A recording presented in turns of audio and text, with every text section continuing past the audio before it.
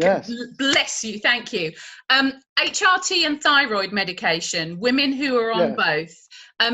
Could you just talk a little bit about whether or not HRT has any influence on thyroid medication or the other way round?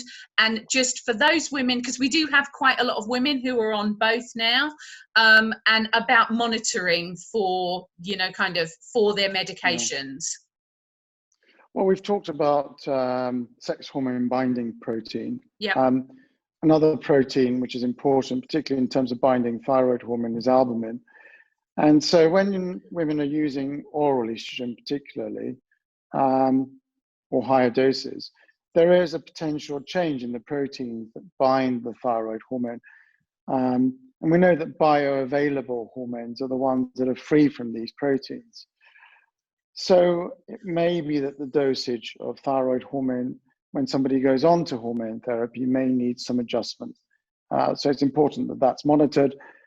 Symptoms are monitored, and it's important that the free hormone is looked at rather than the total amount of hormone. And is that with transdermal and oral HRT, Nick? It's more of an issue with oral, but it can even happen with higher doses of transdermal as well. Okay. Perfect.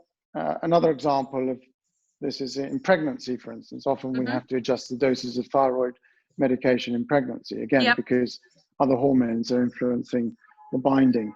The other thing I should say about thyroid hormone is that, we've talked about symptoms in the context of ovarian hormones. Yep. We mustn't forget that there's quite a lot of overlap between thyroid hormone, particularly thyroid deficiency symptoms and menopause symptoms.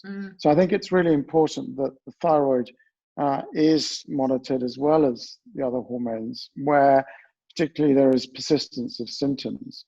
And I get a bit frustrated where sometimes you see people with borderline thyroid values, so feeling persistently tired, a little bit sort of weight gain, feeling the cold and whatever, and perhaps are not given a trial of thyroxine, just a low dose. Yeah. It might only require 25 micrograms to see whether that helps or not. So, but that's subject for another another video.